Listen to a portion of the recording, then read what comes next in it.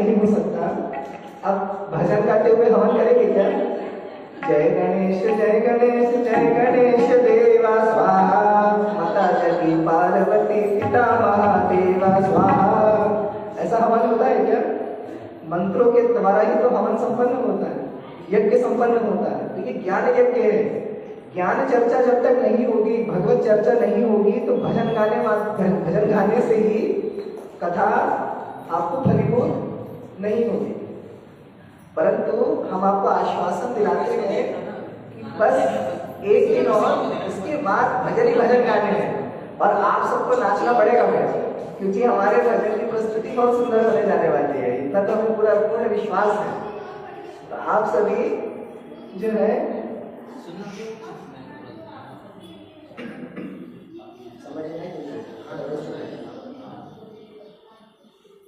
तो आइए आरती की थाली को तैयार की जाए।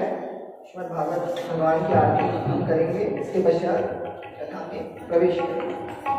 तो प्रेम से कहिए जय जय श्री राधे श्याम, श्री राधा कृष्णचंद्र भगवान की जय जय।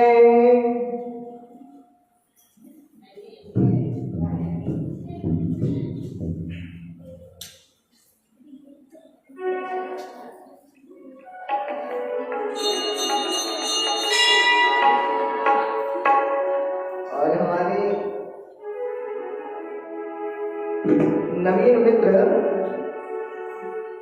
जो है हमारे केसीय वादक भैया, उनसे विनम्र निवेदन है कि प्रसंगों में थोड़ा थोड़ा ध्वनि का प्रयोग कीजिएगा, हल्के स्वर में, तो थोड़ा भरा भरा सा लगेगा। आइए तो सर्वप्रथम श्री भागवत भगवान की आरती करेंगे, इसके पश्चात कथा प्रारंभ करेंगे। बोलिए श्रीमद् भागवत महापुराण की जय। विघ्नेश्वराय वरदाय सुरप्रियाय लंबोदराय सकलाय जगद्धिताय नागाननाय श्रुतियज्ञ विभूषिताय गौरीसुताय गणनाथ नमो नमस्ते।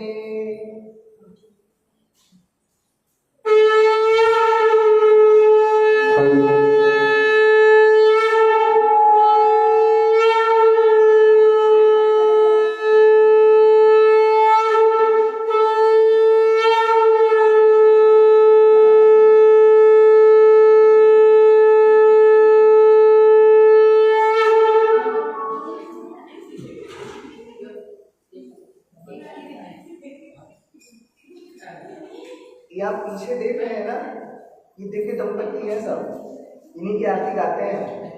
ये पीछे ये सब दिव्य दंपत्ति है, जोड़े में है ना, दंपत्ति मतलब जोड़ा। ये सब जोड़े में दिख रहे हैं आपको, गोपीनाथ और गोपीचंद।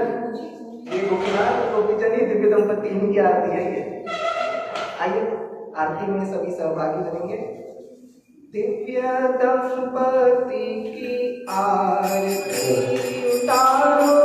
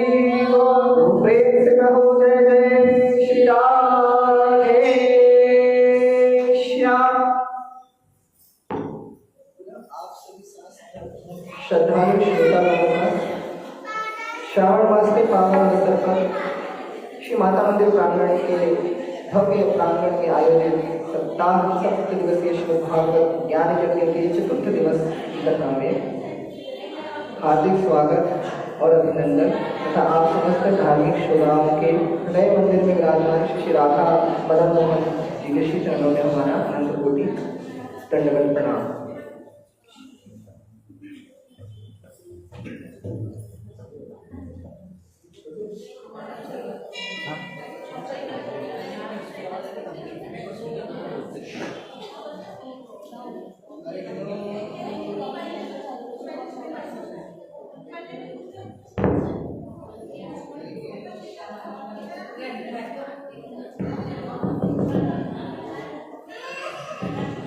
हरि ओम वक्रतुंड महाकाय सूर्यकोटि समप्रभा निर्विघ्नं कुरु मे देव सर्वकार्येषु सर्वदा देव नमस्तुभ्यं प्रसीद मम भास्कर दिवाकर नमस्तुभ्यं प्रभाकर नमस्तुते मंगलं भगवान् विष्णु मंगलं गरुडध्वज मंगलं पुण्डरीकाक्षो मंगलाय तनोहरि तदेव लग्नं सुदिनं तदेव ताराबलं चन्द्रबलं तदेव विद्याबलं देवबलं तदेव लक्ष्मीपते तेन्द्रियुगं स्मरामि वन्दे देव उमापतिं सुरगुरुं वन्दे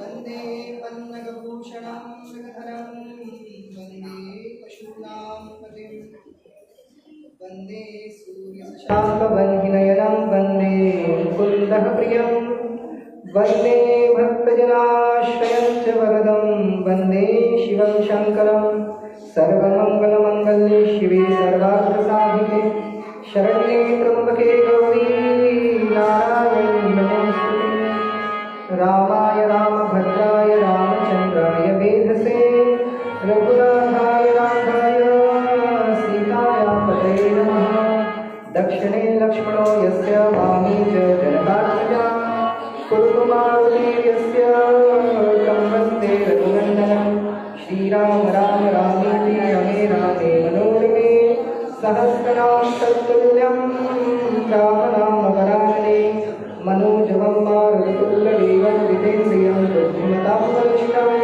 वातात्मजं वानरयोगमुख्यं श्रीरामदूतं शरणं प्रपद्ये यत्र यत्र रघुनाथकीर्तनं तत्र तत्र कृतमस्तकाञ्जलिं बाष्पवारि परिपूर्णलोचनं मारुतिं नमत राक्षसान्तकं ब्रह्मानुरारुद्रपुरान्तकारी भानुं शशि भूमिसुतो पुनश्च कृष्णशुक्रः शनिराहुकेतवः सर्वे ग्रहाः शान्तिकरा भवन्तु स्वस्ति न इन्द्रो वृद्धश्रवाः स्वस्ति नः पूषा विश्ववेदाः स्वस्ति नस्तार्क्ष्यरिष्टनेमिः स्वस्ति नो बृहस्पतिर्दधातु ॐ अज्ञातविनाशस्य ज्ञानाञ्जनशलाकया चक्षुरुन्मिलितं येन तस्मै श्रीगुरुवे नमः श्रीचैतन्यमनोभीष्टं स्थापितं येन भूतले स्वयं रूपः कलामह्यं ददाति स्वपदान्तिकं वन्देऽहं श्रीगुरुं श्रीयुतपदकमलं श्रीगुरुं वैष्णवांश्च श्रीरूपं साग्रजातं सागररघुनाथान्वितं तं सजीवं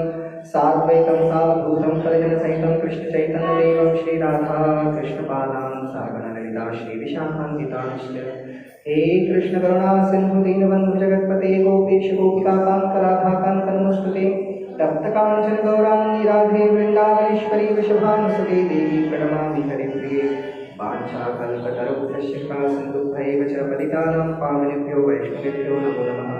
जय श्री कृष्ण चैतन्य प्रभु नित्यानंद श्री अद्वैत गदाधर श्रीवासादि गौर भक्त वृंद हरे कृष्ण कृष्ण कृष्ण हरे हरे हरे राम राम राम हरे हरे।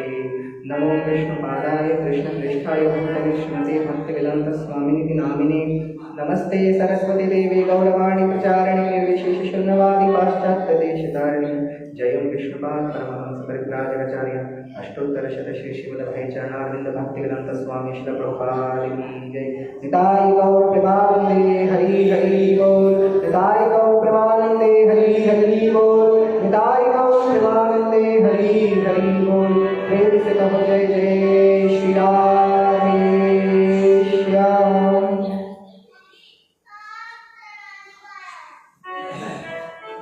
आइए आज चतुर्दिवसीय कथा में प्रवेश करने से पूर्व कुछ क्षण हरिनाम संकीर्तन करेंगे।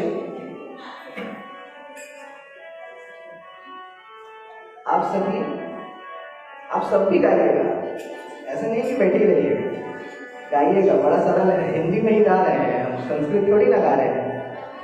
आइए आप सब भी गाइएगा। देखिए संकीर्तन करेंगे तो संकीर्तन तो फल मिलेगा, नहीं तो हम तो कीर्तन हमारा हो ही रहा है इधर बैठ के।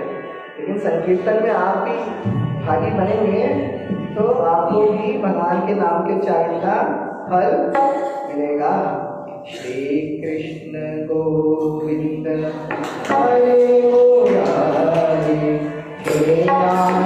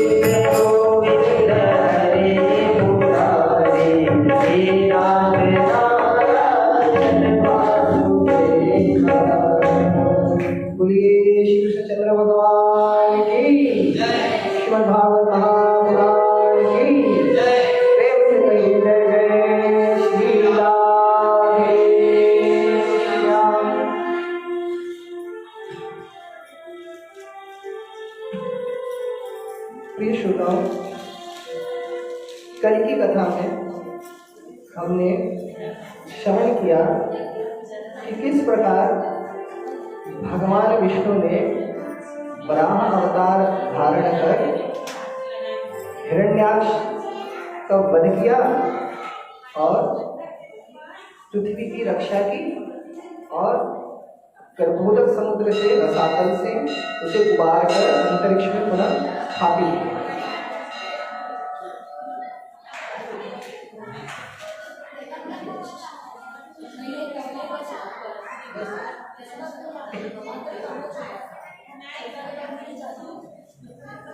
कल कथा को विश्राम देते समय हमने एक प्रश्न का वर्णन किया था।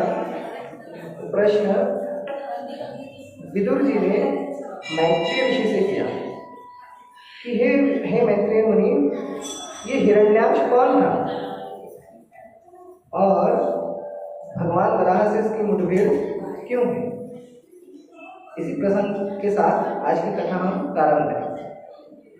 तो मैत्रेय ऋषि कहते हैं, विदुर जी, एक समय की बात है,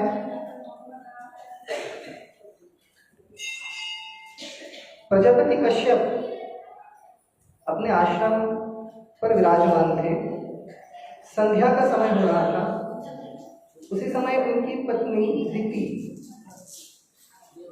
आती है और प्रजापति कश्यप से याचना करती है कि स्वामी, मुझे संतान की अभिलाषा है, अतएव आप मुझे माता होने का अवसर प्रदान करें, सौभाग्य प्रदान करें।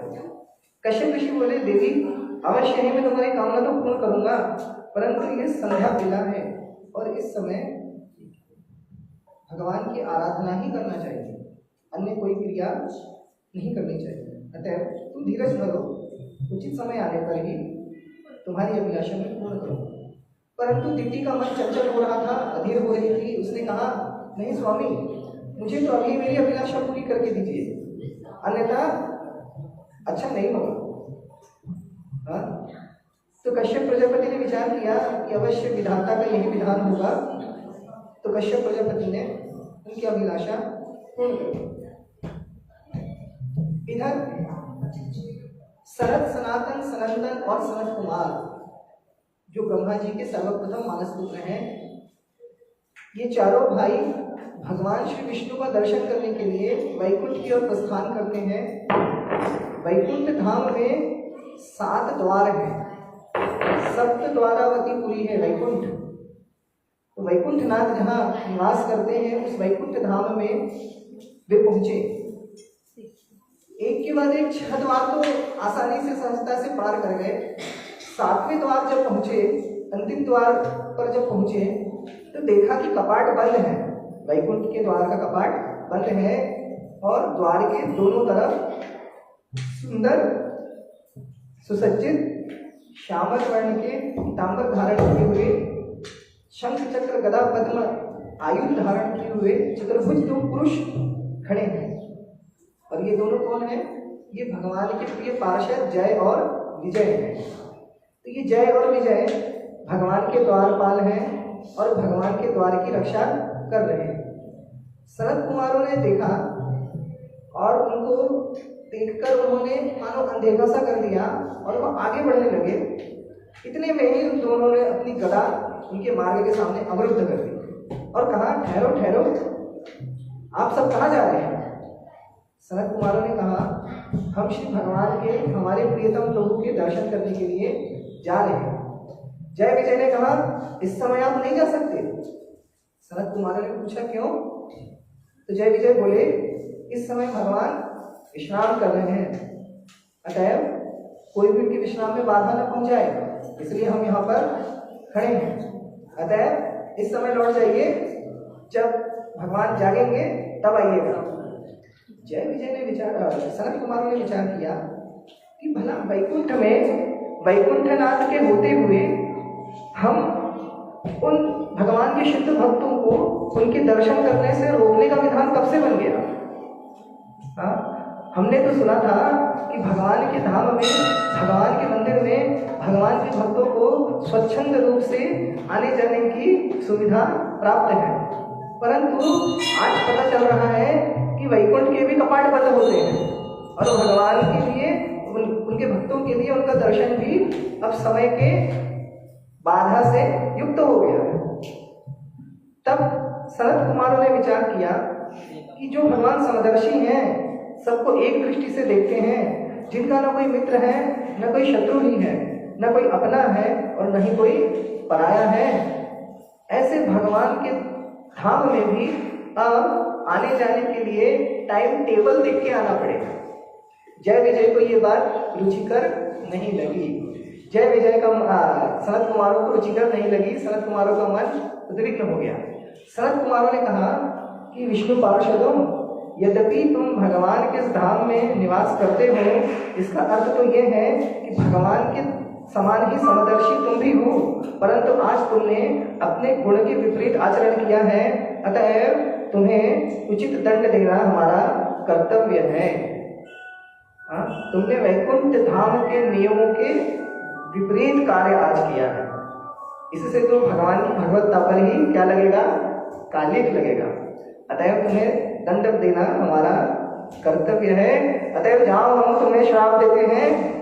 जय विजय, इसी समय तुम वैकुंठ से गिर जाओ, तुम्हारा पतन हो जाए और असुर योनि में चले जाओ, जहाँ काम क्रोध लोभ मोह मद मत्सर भरा पड़ा है, वहां जाकर पहले प्रायश्चित्त करो, वैकुंठ में रहने की योग्यता को हासिल करो, फिर वापस वैकुंठ आना। इस प्रकार सनत कुमारों ने जय विजय को श्राप दे दिया। जैसे ही जय विजय को श्राप मिला, यह खबर श्री भगवान को लगी। श्री भगवान माता लक्ष्मी को साथ लिए दौड़े दौड़े वैकुंठ के द्वार पर आए और सनत कुमारों के सामने नतमस्तक होकर श्री भगवान कहते हैं कि हे मुनीश्वरों, त्राहि माम त्राहि माम त्राहि माम, हाँ, हमारा अपराध क्षमा करो, हमसे बड़ी भारी भूल हो गई, अतएव हम आपके दोषी हैं, हम आपके श्री चरणों में पड़े हैं। भगवान कह रहे हैं हम आपके श्री चरणों में पड़े हैं, हमें क्षमा करो। सनत कुमार ने कहा प्रभु, आपने तो कुछ नहीं किया, आप तो अभी अभी आए हैं, हाँ, दोष तो आपके पार्षदों से हुआ है। तो भगवान कहते हैं कि हे मुनि कुमारों, सेवक जब कोई अपराध करता है तब उस अपराध का जो दंड है, उस अपराध का जो लांछन है, वो स्वामी पर लगता है। स्वामी पर स्वाभाविक रूप से वो लांछन लगता है। हाँ? तो भगवान बोले, इसी कारण क्योंकि ये मेरे सेवक हैं, मैं इनका स्वामी हूँ और इन्होंने आपका अपराध किया है, इसीलिए मैं स्वामी होने के कारण आपके श्री चरणों में क्षमा की याचना करता हूँ। इस प्रकार संभाषण हुआ और फिर सनत कुमारों ने श्री भगवान की स्तुति आराधना की, उनकी परिक्रमा की, गदगद हो गए। जब मन परिपूर्ण हो गया भगवत दर्शन से, तब वे भगवान से अनुमति लेकर अपने यात्रा पर निकल पड़े। इधर जय विजय रोते हुए श्री भगवान के चरणों में गिरे और जय विजय बोले कि हे प्रभु, आपका वियोग हम कैसे सहेंगे, आपसे दूर रहना तो हमारे स्वप्न में भी हमारे लिए संभव नहीं है, तो आपके बिना हम कैसे रहेंगे, हाँ, हमारे लिए असंभव है, इससे अच्छा तो ये होता आप हमें मृत्यु दंड ही दे दीजिए। तब भगवान बोले कि चिंता न करो, हाँ, भविष्य में तुम दोनों के द्वारा हमारी कई लीलाएं संपन्न होगी और हमारी महिमा का, हमारी भक्ति का, हमारे भक्तों के चरित्रों का विस्तार होगा, इसीलिए ये लीला घटित हुई है, चिंता न करो। 3 जन्म के लिए असुर योनि में जाओगे और उस असुर योनि में मेरे घोर शत्रु बनोगे और शत्रुता भी ऐसी करोगे, एकदम पक्की वाली शत्रुता, कि दिन रात सुबह शाम जागते उठते बैठते सोते खाते पीते हमारा ही स्मरण करोगे, हाँ, और ऐसे परिपक्व स्मरण से शुद्ध होकर हमारे ही हाथों मुक्ति पाओगे। तुम दोनों को मुक्त करने के लिए हम ही पधारेंगे धरती पर, हम ही अवतरित होंगे और तुम दोनों को मुक्ति प्रदान करेंगे। 3 जन्म असुर योनि में लोगे और फिर पुनः वापस लौटकर हमारे धाम को आ जाओगे। बोलिए भक्तवत्सल भगवान की। इस प्रकार भगवान ने उन्हें आदेश दिया, जय विजय वैकुंठ से गिरने लगे, हाहाकार मच गया, अंतरिक्ष में तारे आपस में टकराने लगे, ग्रह नक्षत्र अस्त व्यस्त होने लगे, बवंडर चलने लगा, पृथ्वी पर सुनामी, भूकंप, भूचाल, अनावृष्टि, वर्षा, बिना बादलों के ही बिजली चमकने लगी, आसमान से अग्नि की वर्षा होने लगी, इस प्रकार के अपशकुन होने लगे, देवताओं के विमान आपस में टकराने लगे, एक्सीडेंट होने लगा स्वर्ग में। जो एक्सीडेंट सड़कों पर हम देखते हैं, ये एक्सीडेंट स्वर्ग लोक में होने लगा। देवताओं ने देखा कि दो दिव्य पुरुष वैकुंठ से धड़ाम करके धरती की ओर गिर रहे हैं, और यही जय विजय अभी हम बताए ना, दीति गर्भ धारण करना चाह रही कश्यप प्रजापति से उसने प्रार्थना की है संध्या वेला में, अनुचित काल में। ये दोनों जय विजय उस दीति के गर्भ में प्रविष्ट हो गए, और जब इनका जन्म हुआ तो यही जय और विजय कश्यप प्रजापति और दीति के पुत्रों के रूप में जन्म लिए। नाम हुआ हिरण्याक्ष और हिरण्यकशिपु। तो हिरण्याक्ष के वध की कथा तो कल हमने श्रवण की, किस प्रकार भगवान वराह ने हिरण्याक्ष को मुक्त किया, जीवन लीला उसकी समाप्त की। हिरण्यकशिपु जीवित है। हिरण्यकशिपु अभी कुछ क्षण बाद उसकी जीवन लीला भी समाप्त हम करा ही देंगे। बोले भक्तवत्सल भगवान की। इसके पश्चात कथा आती है, ब्रह्मा जी ने विविध प्रकार की सृष्टि रचना की। वो अध्याय आता है, वो कथा का भाग नहीं है, वो अध्ययन का विभाग है, इसलिए उस चरित्र को यहीं से प्रणाम करते हैं। इसके पश्चात कर्दम प्रजापति की कथा आती है। प्रजापति ब्रह्मा की छाया से कर्दम प्रजापति का जन्म हुआ। अच्छा, यहाँ जो हम प्रजापति शब्द का 2 दिन से व्यवहार कर रहे हैं ना, ये प्रजापति होते हैं जिनका सरनेम होता है, वो मत समझ लीजिएगा कि ये वही प्रजापति है। ये प्रजापति तो कुम्हार जाति में आते हैं। कुम्हार जाति में प्रजापति सरनेम उपनाम आता है। यहाँ जो प्रजापति शब्द भागवत जी में प्रयोग हो रहा है ना, ये कोई सरनेम मर्नेम नहीं है। ये प्रजापति उनको पदवी मिली है, जैसे प्रधानमंत्री एक पद है।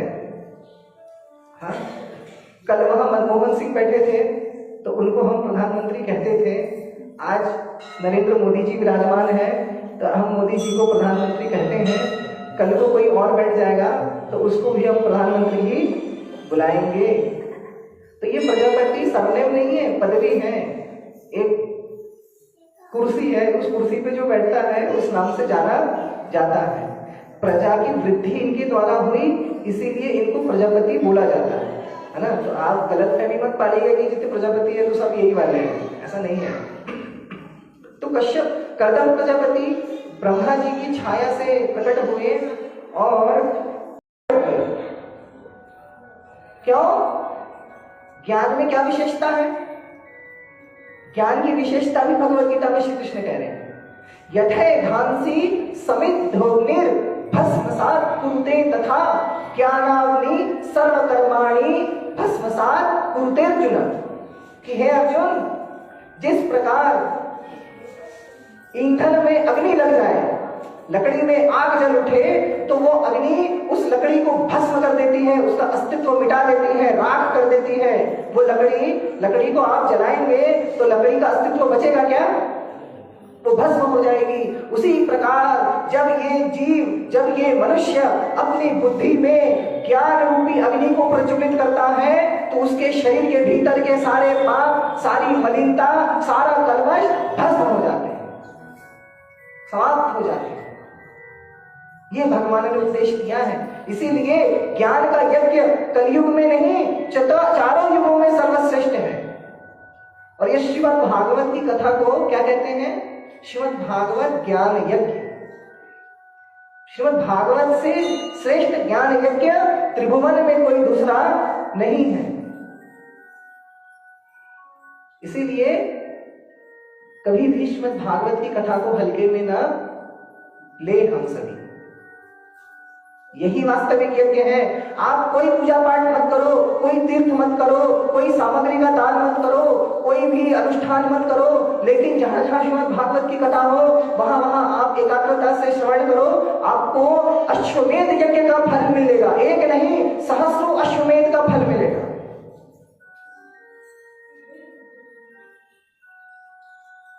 ये शास्त्र का सिद्धांत है। और जो हमने आपको एक पैमाना बताया ना कि किसी भी यज्ञ की दक्षिणा कैसे तय करना, आप दक्षिणा देने से पूर्व अपनी अंतरात्मा से आंख बंद करके पूछना कि यदि मैंने ये अनुष्ठान किया होता तो मैं यजमान से कितनी दक्षिणा पाने की इच्छा रखता, कामना रखता। और आपकी अंतरात्मा जो दक्षिणा आपको बताए उतनी ही दक्षिणा आप अपने आचार्य को देना, तभी आपका यज्ञ सफल होगा, अन्यथा सब निष्फल हो जाएगा। बोलिए भक्तवत्सल भगवान की। इसके पश्चात यज्ञ भगवान का विवाह दक्षिणा से हुआ और उन्होंने दक्षिणा के गर्भ से 12 पुत्र उत्पन्न किए। उनके नाम हैं तोष, प्रतोष, संतोष, भद्र, शांति, इडस्पति, ईधम, कवि, विभु, स्वहन, सुदेव और रोचन। इससे यज्ञ भगवान का वंश विस्तार हुआ। ये यज्ञ भगवान स्वयंभू मनवंतर में इन यज्ञ भगवान की जो 12 संतानें हुई ना, ये सब तुषित नाम के देवता बने स्वयंभू मनवंतर में। और इस मनवंतर में मरीचि आदि ब्रह्मा जी के मानस पुत्र सप्त ऋषि बने और यज्ञ भगवान यज्ञ नारायण स्वयं इंद्र बने। बोलिए यज्ञ नारायण भगवान की जय। स्वयंभू मनु ने अपनी मझली कन्या देवहूति का विवाह कर्दम प्रजापति से किया, जिससे 9 कन्याएं हुई और अंत में स्वयं भगवान विष्णु कपिल मुनि का अवतार लेकर प्रकट हुए, जिनकी कथा हमने अभी आपको श्रवण कराई। इसके पश्चात सबसे छोटी कन्या स्वयंभू मनु की सबसे छोटी कन्या का नाम था प्रसूति। प्रसूति का विवाह स्वयंभू मनु ने प्रजापति दक्ष से संपन्न कराया। दक्ष प्रजापति से संपन्न कराया। दक्ष प्रजापति चंचलना बोलिए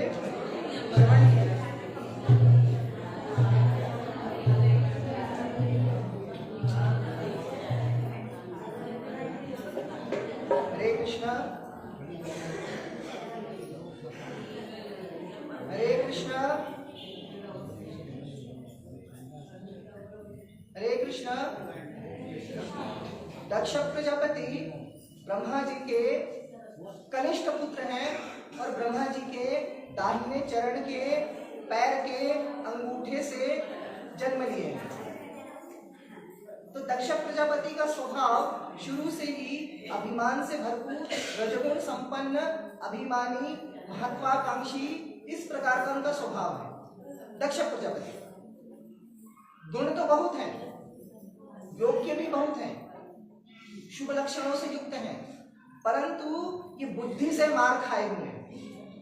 क्योंकि बुद्धि में अभिमान, अहंकार, महत्वाकांक्षा इतनी अधिक है, इतनी बढ़ी हुई है कि ठीक जिस प्रकार एक दर्पण के ऊपर यदि धूल पड़ जाए तो वो दर्पण से दिखना क्या हो जाता है, बंद हो जाता है। उस प्रकार इनकी सारी योग्यताओं के ऊपर इनके अभिमान, अहंकार, महत्वाकांक्षा की धूल चढ़ी हुई है दक्ष प्रजापति के ऊपर। दक्ष प्रजापति उनकी 16 पुत्रियां, प्रसूति के गर्भ से दक्ष प्रजापति ने 16 कन्याओं को जन्म दिया। 16 कन्याओं को जन्म दिया और उन 16 कन्याओं में से 13 कन्याओं का विवाह उन्होंने धर्म से कराया। धर्म से 13 कन्याओं का विवाह कराया। 14वीं कन्या का नाम था स्वाहा। इस स्वाहा कन्या का विवाह अग्निदेव से करवाया। स्वाहा देवी अग्निदेव की धर्मपत्नी है, इसीलिए जब अग्नि में आहुति डाली जाती है तब स्वाहा उच्चारण हम करते हैं। स्वाहा क्यों कहते हैं? क्योंकि अग्निदेव की वो पत्नी है और ये स्वाहा देवी ही यजमान के द्वारा अग्निदेव को प्रदान की जाने वाली हव्य को देवताओं को प्रदान करती है। देवी महात्म्य में दुर्गा सप्तशती का पाठ करें आप करते हैं नवरात्रि में। दुर्गा सप्तशती में श्लोक आता है, त्वं स्वाहा त्वं स्वधा त्वं ही वषट्कारः सुरात्मिका सुधा त्वमक्षरे नित्ये त्रिधा मात्रात्मिका स्थिता। ये स्वाहा देवी कोई और नहीं है, भगवती दुर्गा ही स्वाहा रूप में अवतरित हुई है देवताओं के कल्याण के लिए, देवताओं को आहार प्रदान करने के लिए। दक्ष कन्या स्वाहा के रूप में भगवती ही अंश रूप से प्रकट हुई है। बोले स्वाहा देवी की जय। तो स्वाहा देवी का विवाह अग्निदेव से हुआ और इनकी 15वीं कन्या का नाम है स्वधा। ये स्वधा देवी भी भगवती जगदम्बा की अंश से प्रकट हुई है। इनका विवाह पितृगणों से हुआ है। अर्यमा नाम के पितरों के देवता, आप और हमारे पितर होते हैं ना जो चल बसे, उनको हम क्या कहते हैं? पुरखे, पितर, पितृ। इन पितरों के राजा का नाम है अर्यमा और अर्यमा पितृदेव पितरेश्वर अर्यमा का विवाह स्वधा देवी से हुआ है। ये स्वधा देवी भी भगवती जगदम्बा की अंश कला से प्रकट हुई है। अभी जो हमने श्लोक आपको बताया उसमें देखिए क्या कहा, त्वं स्वाहा त्वं स्वधा। ये स्वधा देवी भी भगवती स्वयं है। जब पितरों से संबंधित कोई यज्ञ होता है तब वहां पर स्वाहा का उच्चारण नहीं होता, तब वहां स्वधा का उच्चारण करके आहुति दी जाती है। जब स्वधा का उच्चारण करके आहुति देते हैं तब वो हव्य कव्य, उसे कव्य कहते हैं। देवताओं का भोजन हव्य और पितरों का भोजन कव्य। हव्य भुक् कव्य भुक् प्रभु। विष्णु सहस्त्र नाम में भगवान को इस नाम से संबोधित किया, हव्य भुक् कव्य भुक् प्रभु। अर्थात देवताओं के हव्य को प्राप्त करने वाले, पितरों के हव्य को प्राप्त करने वाले, कव्य को प्राप्त करने वाले कोई और नहीं है, सच्चिदानंद भगवान श्री हरि विष्णु है। बोले विष्णु भगवान की जय, जगेश्वर नारायण की जय। तो स्वधा देवी का विवाह पितरों से हुआ और इनकी सबसे छोटी कन्या का नाम है परमेश्वरी, परांबा, पराशक्ति, अखिलांत कोटि ब्रह्मांड नायिका, राजराजेश्वरी, ललिता महात्रिपुर सुंदरी, सती। बोलिए सती महारानी की जय। सती भगवती का प्रादुर्भाव दक्ष की कनिष्ठ कन्या के रूप में हुआ। आप जानते हैं दक्ष प्रजापति को जब ब्रह्मा जी ने संतान उत्पत्ति करने के लिए आज्ञा दी, दक्ष प्रजापति ने परमा प्रकृति, ये परमेश्वरी जगदम्बा, इनकी तपस्या की। तब महाशक्ति मूल प्रकृति विष्णु माया भगवती प्रकट हुई और कहा दक्ष प्रजापति वर मांगो। तब दक्ष प्रजापति ने प्रसूति के साथ कहा, हे माता मैं तुम्हें कन्या रूप में प्राप्त करना चाहता हूं। तब भगवती ने कहा कि क्या तुमने ये साहस है?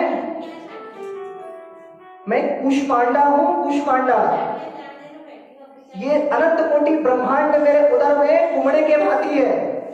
जैसे कुमड़े के भीतर बीज होते हैं ना, कितने सारे होते हैं? अनगिनत बीज, ढेर सारे बीज होते हैं ना। कुमड़ा काटो, कद्दू, कुमड़े के भीतर जब नवरात्रि में हम बलि देते हैं उस कुमड़े के भीतर कितने सारे बीज होते हैं? अनंत कोटि ब्रह्मांड। इसी प्रकार भगवती कुष्मांडा के उदर के भीतर है, इसीलिए उनका नाम है कुष्मांडा। बोलिए भगवती कुष्मांडा की जय। देवी कवच में सर्वप्रथम श्लोक है, नारद ब्रह्मा जी कह रहे हैं, प्रथमं शैलपुत्री च द्वितीयं ब्रह्मचारिणी तृतीयं चंद्रघंटेति कूष्मांडेति चतुर्थकं पंचमं स्कंदमातेति षष्ठं कात्यायनीति च सप्तमं कालरात्रेति महागौरीति चाष्टमं नवमं सिद्धिदात्री च नवदुर्गा प्राकीर्तिता। बोले नवदुर्गा महारानी की। तो पराशक्ति माहेश्वरी ने कहा कि दक्ष प्रजापति मुझे कन्या रूप में चाहते हो तो क्या तुममें वो सामर्थ्य है, मुझे धारण कर पाओगे? ये अनंत कोटि ब्रह्मांड मेरे उदर में रहते हैं, उमड़े में जैसे बीज होते हैं वैसे, और तुम मुझे कन्या रूप में पाना चाह रहे हो, सामर्थ्य है? अभिमानी दक्ष बोला, अरे माता, मेरे सामर्थ्य पर तुम संदेह न करो, मेरी अभिष्ट कामना पूर्ण करो। भगवती ने कहा, एक शर्त कहती हूँ, सावधान होकर सुनना, यदि मैं अवश्य तुम्हारी कन्या के रूप में प्रकट होंगी, तुम्हें पिता होने का सुख, प्रसूति को माता होने का सुख प्रदान करूंगी, परंतु जिस दिन दक्ष तुम मेरी अवहेलना कर दोगे, मेरा तिरस्कार करोगे, उसी दिन तुम्हारी इस कन्या का देह में त्याग दूंगी। दक्ष प्रजापति ने कहा, जो आज्ञा माता। भगवती ने कहा, तथास्तु। अदृश्य हो गई। उचित समय आने पर सती महारानी ने प्रसूति के गर्भ से जन्म ग्रहण किया। बोलिए सती महारानी की। सती महारानी शक्ति स्वरूपा जगदम्बा, और शक्ति सदा सर्वदा किसकी होती है? शिव की। शिव बिना शक्ति, बिना शिव शव है, शव। आप शव लिखिए, शव हिंदी में, श खाली श, व खाली व। जब तक श में ई की मात्रा आप प्रथम जोड़ेंगे नहीं, शव शिव नहीं बनेगा। तो ये जो हमारे महादेव जी है ना, भगवान शंकर, शिव जी, ये शक्ति के बिना क्या है? शव है। आगम शास्त्र में महादेव जी स्वयं ये बात स्वीकार करते हैं कि भगवती, तुम्हारे बिना मैं क्या हूं? शव के समान हूं, निर्जीव। तुम मेरी जीवन दात्री हो। तो सती माता ने भगवान शिव को ही पति रूप में वर्ण कर लिया। दक्ष प्रजापति भगवान शिव का परम द्रोही। भगवान शिव के आचार विचार व्यवहार, उनकी रहनी सहनी दक्ष प्रजापति को अच्छी नहीं लगती। क्यों? क्योंकि शंकर जी कैसे रहते हैं? अवघड़, अवधूत, श्मशानवासी, सन्यासी, अवधूत सुंदर। शिव जी का वेश विरक्तों का है, अवधूतों का वेश। मुंडों की माला, हड्डियों की माला, बिच्छू कान में लटकाए, गले में विषाक्त वासुकी नाग, भुजदंडों में भी नाग, बागांबर व्याघ्र चर्म धारण करते हैं, जटा जूट, सालों साल स्नान नहीं करते। ऐसे शिव जी हमारे भोलेनाथ मस्त मलंग रहते हैं, शुद्धि अशुद्धि की चिंता नहीं करते। क्यों? क्योंकि हमने बताया था ना, शिव का अर्थ होता है मंगल, शुभ, पवित्र। तो जो खुद ही पवित्र है, उसे पवित्र होने की आवश्यकता है क्या? पवित्र को पवित्र होने की आवश्यकता है क्या? पवित्राणाम पवित्रम यो मंगलानाम च मंगलम, देवतम देवतानाम च भूतानाम योग्य यह पिता। विष्णु सहस्त्र नाम में वर्णन। तो भगवान शंकर से सती माता का विवाह दक्ष की इच्छा न होने पर भी संपन्न हुआ। ब्रह्मा जी के कहने पर, न चाहते हुए भी मूढ़ दक्ष ने अपनी कन्या मृगनयनी, मृगलोचनी सती महारानी का विवाह शंकर जी से न चाहते हुए भी मन मारकर करा तो दिया। क्यों? दक्ष प्रजापति भगवान शिव के तत्व को नहीं जानता, अभिमानी है। उसे प्रजापति होने का अभिमान है, ब्रह्मा का पुत्र होने का अभिमान है। देवों के देव महादेव को वो अपवित्र मानता। एक बात बताइए, आपके मोहल्ले में, आपके नगर में कोई प्रतिष्ठित व्यक्ति है, कोई सम्मान पाने योग्य व्यक्ति है, एक ऐसा व्यक्ति है जो सभी लक्षणों से युक्त है, उसके आचार विचार व्यवहार रहनी सहनी उत्तम है, पूरा शहर उसकी प्रशंसा करता है, पूरा शहर उसका सम्मान करता है, आपका पूरा मोहल्ला उसको इज्जत देता है, तो क्या आप उसका सम्मान नहीं करेंगे? नहीं करेंगे क्या? आप उसको निकृष्ट मानेंगे, उसको दुराचारी मानेंगे, उससे हिंसा करेंगे, द्वेष करेंगे, कृपणता करेंगे। अगर आप बुद्धिमान होंगे, हम बुद्धिमान होंगे, तो ठीक जिस प्रकार पूरा समाज उनकी यश गाथा गाता है, हम भी गाएंगे, क्योंकि श्रेष्ठ व्यक्ति के ही यश गाए जाते हैं। परंतु यदि हम मूर्ख होंगे तभी हम उसका अपमान करेंगे, तभी हम उससे द्वेष रखेंगे, तभी हम उससे अकारण शत्रुता बैर मोड़ लेंगे। सत्य है ना?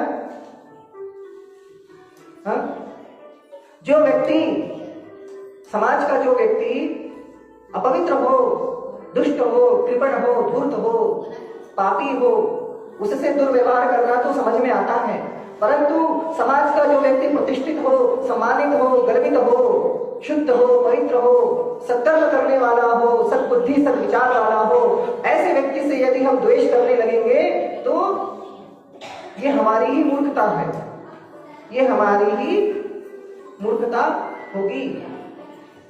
तो दक्ष प्रजापति, आप विचार कीजिए, जिन कैलाशपति भगवान शंकर को त्रिदेवों में स्थान प्राप्त है, जो देवों के भी देव कहलाते हैं, जिन्हें सभी देवताओं ने अपने आराध्य के रूप में स्वीकृति दी है, ईश्वर नाम से संबोधित किया है शिव जी को। त्रिभुवन देव दानव मानव सब जिनकी पूजा करते हैं,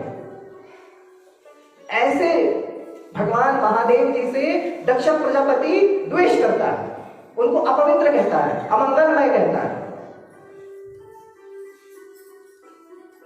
तो ये तो मूर्खता उसी की है ना। तो दक्ष प्रजापति शिव जी से द्वेष करने लगा, और जब से सती माता का विवाह, उसकी कन्या का विवाह उसके साथ हो गया, कन्या का विवाह उसके साथ हो गया, तब से तो उसके शिव जी के प्रति घृणा और भी बढ़ गई, हिंसा द्वेष और भी बढ़ गया, दिन रात शिव निंदा करता। एक दिन प्रजापतियों की सभा आयोजित हुई, उस सभा में ब्रह्मा जी भी विराजमान और महादेव जी भी आए। सारे प्रजापति, अग्नि, वरुण, यम, कुबेर, इंद्र, दिक्पाल, मरुदगण, सारे देवता उस सभा में, जैसे अभी हम सब सभा में विराजमान है ना, ऐसे सब इकट्ठा हुए थे, सब विराजमान थे, सब विराजमान थे। और दक्ष प्रजापति क्या करता था, उसकी एक बहुत बुरी आदत थी। उसकी आदत ये थी कि जब सब आ जाते, अंत में वो आता। क्यों? ताकि जब मैं आऊं तो सब खड़े होकर मेरे ऊपर पुष्प की वर्षा करे, आ गए महाराज की जय, दक्ष प्रजापति की जय। उसकी ऐसी दुष्ट बुद्धि थी। अब देखिएगा, आप अपने घर में अनुष्ठान कीजिएगा और आप अपने अड़ोसी पड़ोसियों को निमंत्रित कीजिएगा, जो सबसे करीब के होते हैं ना, वही सबसे लास्ट में आते हैं। जिन्हें सबसे पहले आना चाहिए वो सबसे आखिरी में आते हैं। दूर दराज के आके चल देंगे, फिर आपके पड़ोसी आएंगे। ऐसा होता है कि नहीं? आपके साथ घटित हुआ है ऐसा? सत्य है मतलब? हाँ, अभिमान करते हैं, हम पहले क्यों जाएंगे, पहले सब जाएंगे फिर हम जाएंगे। तो दक्ष प्रजापति सबसे अंत में आता, ताकि जब मैं आऊं तो सब खड़े होकर मेरी जय जयकार करें। तो प्रतिदिन की भांति दक्ष प्रजापति इस सभा में भी सबसे अंत में आया। जैसे ही आया तो चूंकि ब्रह्मा जी ने उसको प्रजापतियों का अध्यक्ष बनाया है, तो इंद्र, अग्नि, वरुण आदि सारे देवता खड़े हो गए, खड़े होकर नमस्कार करते, सम्मान व्यक्त करते दक्ष प्रजापति।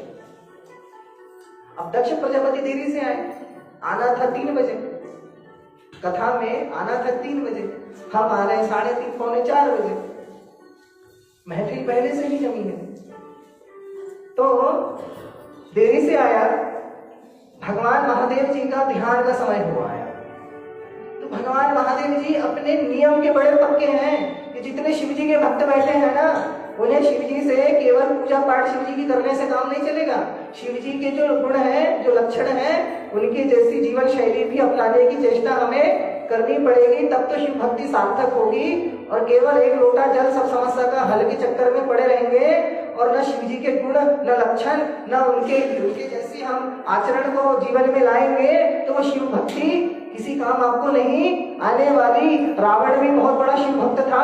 शिव तांडव स्तोत्र की रचना करके जटाटवी कलज्ज्वल प्रवाह पावितस्थले कलेवलम वलंबितां भुजंग तुंग मालिकां डमट्ट मट्ट मट्टमं निनाद मट्ट वरवयं चकार चंद्र तांडवं तनोतु न शिव शिवम। ऐसी अद्भुत रचना करके शिव जी को प्रसन्न किया इस दक्ष रावण ने। शिव भक्तों में अग्रगण्य रावण शिव जी की भक्ति तो बहुत करता था, लेकिन पापी दुराचारी था। शिव जी के लक्षण, शिव जी के गुण, शिव जी के आचरण कभी जीवन में नहीं लाए उस पापी ने। इसीलिए जब भगवान श्री राम से युद्ध हुआ तो शंकर जी भी बचाने नहीं आए। आप मान के चलिएगा, आप जिसको भी अपने इष्ट देवता के रूप में पूजन करते हैं, अगर आप उनके लक्षणों को, उनके चरित्र को, उनकी जीवन शैली को अपने जीवन में नहीं लाएंगे तो आपकी विपत्ति के समय वो देवता आपके पास नहीं आएंगे। तय बात है। रावण प्रमाण है, परम शिव भक्त रावण प्रमाण है। शंकर जी बचाने नहीं आए। तो दक्ष प्रजापति जैसे आया, सारे देवता खड़े होकर नमस्कार किए। अब ब्रह्मा जी तो पिताजी, ब्रह्मा जी को नमस्कार करना तो नहीं बनता, ब्रह्मा जी बैठे रहे। दक्ष प्रजापति ने सबको ऐसे ऐसे आशीर्वाद दिया, मानो सबका पितामह वही है। और ब्रह्मा जी को प्रणाम किया कि पिताश्री पुत्र का प्रणाम स्वीकार करें। ज्यों ही बगल में नजर गई तो मंगलमय भगवान शंकर दिखाई पड़े, परंतु इसकी दृष्टि में तो वो अमंगलमय है, अपवित्र है, अघोरी है। देख के आंखें तन गई, बड़ी बड़ी हो गई, होंठ फड़फड़ाने लगे, दिमाग का पारा हाई हो गया। और देखा कि मेरा जमाता होने के बाद भी ये बैठा हुआ है, मैं इसका श्वशुर हूं। श्वशुर माने ससुर, पिता समान होता है श्वशुर, होता है ना, पिता समान ही ससुर जी होते हैं। तो मैं इसका ससुर हूं और ये धूर्त कपटी, ये तांत्रिक ऐसे ही बैठा हुआ है निर्लज्ज की भांति। रहा नहीं गया और सभा में बोलता है कि मैं सभी सम्मानित सभासदों के सम्मुख एक बात कहता हूं, अन्यथा ना लीजिएगा। मैं मन में द्वेष रखकर नहीं कहता, परंतु ये अमंगलकारी शंकर ये इतना मूर्ख है कि इसको कैसे अपने से उच्च, अपने से बड़े का सम्मान करना चाहिए, इस अवधूत को वो भी नहीं पता। ये जड़ की भांति बैठा हुआ है।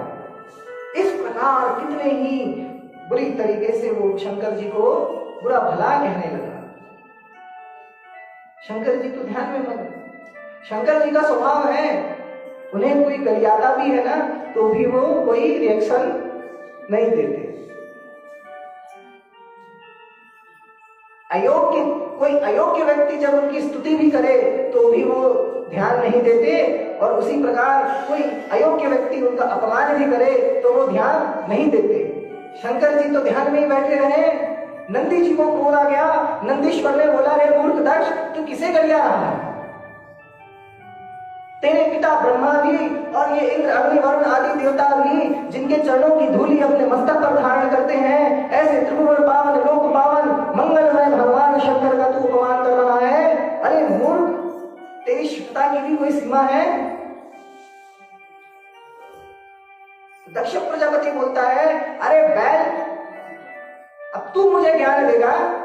बैल बुद्धि, जा जाकर खेत जोत, कैलाश में जा खेत जोत, वहां तेरा काम यहां नहीं है।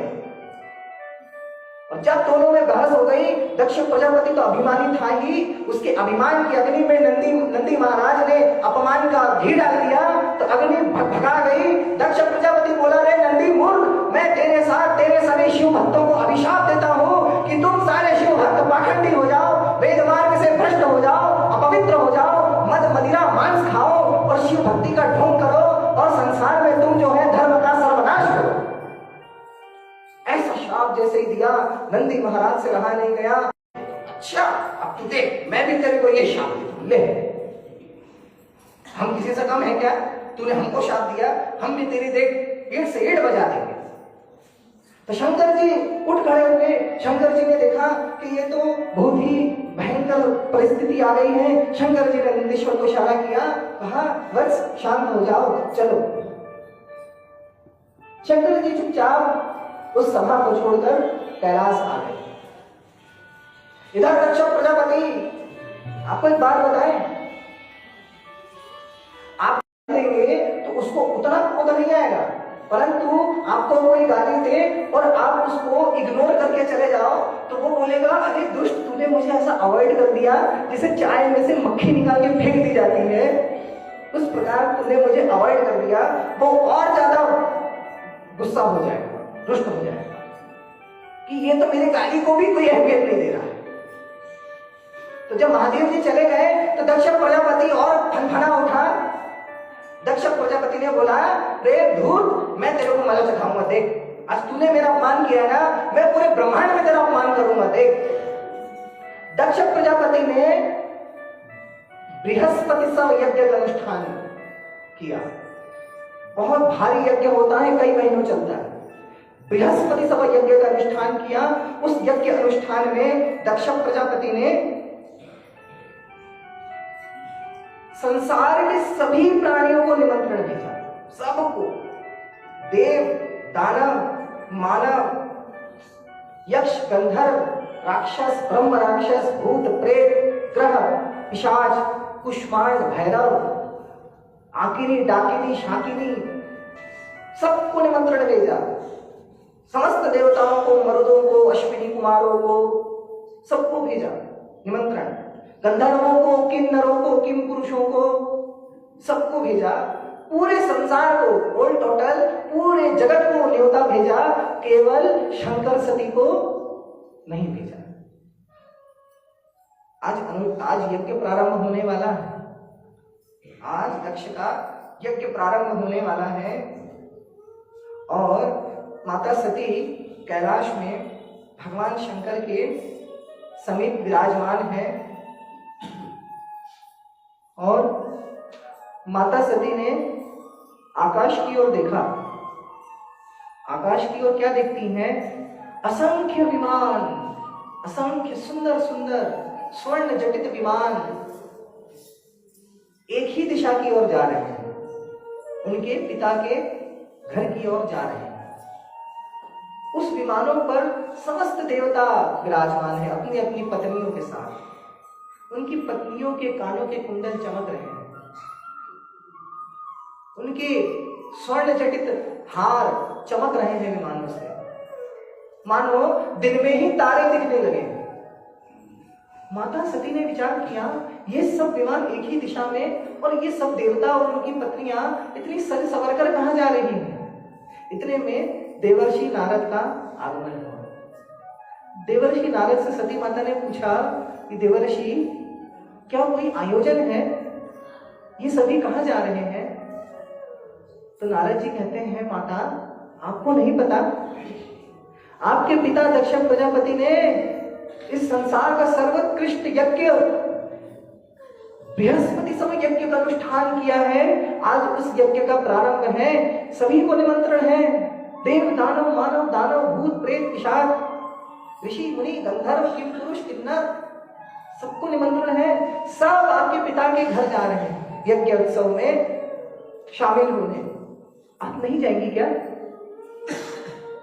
जो ही ये बात कही तो माता सती को बहुत दुख हुआ। विचार कीजिए, आप तो सब विवाहिता हैं, आपके पिता अपने घर में कोई बहुत बड़ा आयोजन करें और आपको निमंत्रण न भेजें, सबको बुलाएं, आपकी बहनों को, आपकी बुआओं को, मौसियों को, सबको, सिर्फ आपको न बुलाए और कोई आपको ये खबर दे दे कि आपके पिताजी तो ये आयोजन, अमुक आयोजन कर रहे हैं, आप नहीं जा रही क्या? तो समय आपको कैसा लगेगा? तो माता सती को निमंत्रण, शिव जी को निमंत्रण नहीं भेजे। नहीं भेजा। सती माता को जब पता चला पिताजी इतना भव्य आयोजन कर रहे हैं, सती माता दौड़ी दौड़ी अपने स्वामी शंकर के पास गई और बोलती है कि प्रियतम स्वामी, आपको पता है पिताजी बहुत बड़ा यज्ञ करने जा रहे हैं, चलिए ना हम भी चलते हैं। भगवान शिव बोले कि सती, क्या निमंत्रण मिला, क्या न्योता आया? माता ने कहा निमंत्रण तो नहीं आया। तो शिव जी बोले बिना निमंत्रण किसी के घर नहीं जाना चाहिए। सती माता बोली कि स्वामी, बात तो आपकी ठीक है, परंतु शास्त्र कहते हैं कि देवी तुम्हारा